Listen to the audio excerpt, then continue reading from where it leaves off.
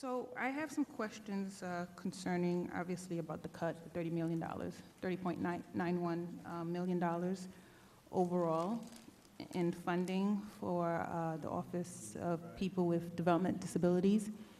I recall Mayor de Blasio saying that easily 1/3 of the inmates have mental health issues or development disabilities, and there's a concern with facilities closing, budget cuts in this particular department will increase the inmate population. Now, I know you talked a little bit about providing housing for people who committed sexual, criminal activities. But you didn't talk much about how you would monitor these individuals, anyone who actually was involved in the criminal justice system. So how would you monitor that, and how would you also monitor all others who have a history of risk behaviors in the community? Okay. Thank you. Mm-hmm. I do want to say that we do not have a reduction or a cut in funding in this proposed budget. We actually have an increase overall of like $133.8 million in OPWDD's budget, which is about a 3% increase. But I would like to respond to your very good question about how we really are working to ensure safety in communities. And it is a very high priority, obviously, that we have. And because we have this small percentage of people with developmental disabilities who do have these forensic involvements, we need to make sure that we have the right types of services to meet their needs. We do have some of our campus-based settings that offer intensive treatment supports to people who have these kinds of issues.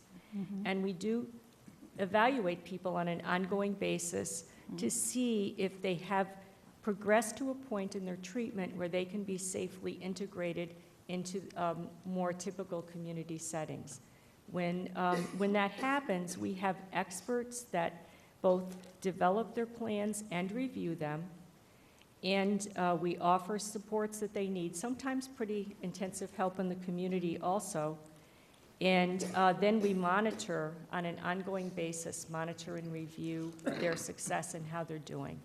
And most of these individuals accept these services voluntarily, so it's not something that we are able to compel them to receive, but many more people than not are very willing to accept these kinds of supports in the community.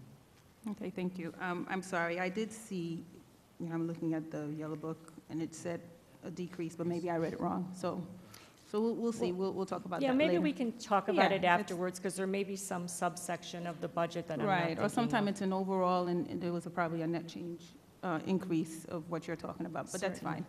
I did have another question about the closing of facilities. Sure. Do you expect any in the future?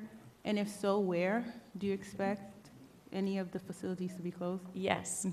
For our campus-based facilities, we have a closure plan, and presently the one that will close this year, by the end of this year, is our ODHEC facility in Schenectady.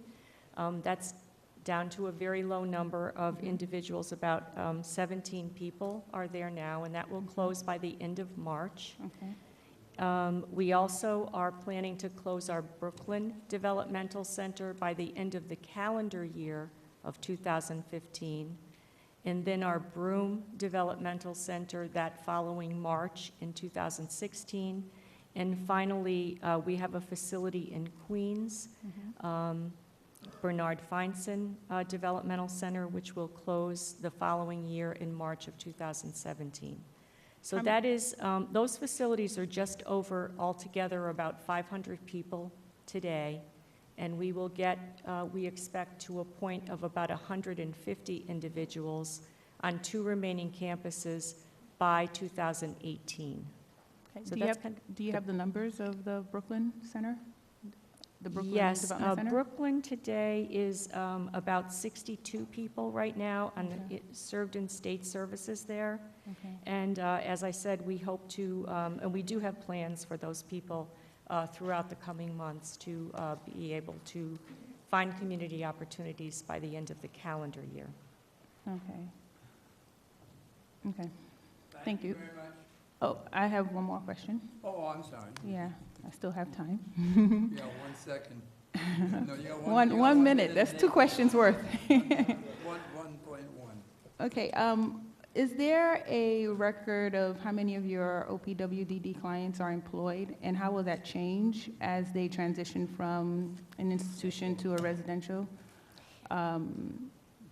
Yes, that's the question. Yes, the individuals right now who are competitively employed with OPWDD, it's about 7,400 of them who've been able to achieve employment, and we certainly hope with a lot of the supports that we've been speaking about this morning that that number will increase.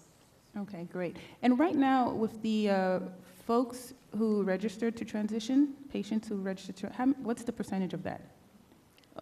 I'm sorry, I didn't. The clients who registered to transition over to the residential facility or home? Oh, okay.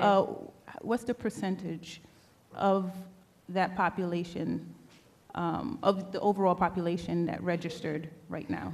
Oh, okay. So OPWDD serves about 127,000 people. Okay. And our list is, the most immediate list within 2 years is, as we said earlier, like 6,500. And then there's another 5,000 who say, well, some point, like beyond in the future years, we're looking. So you might say it's a little less than about 10% of the total number of people that we serve.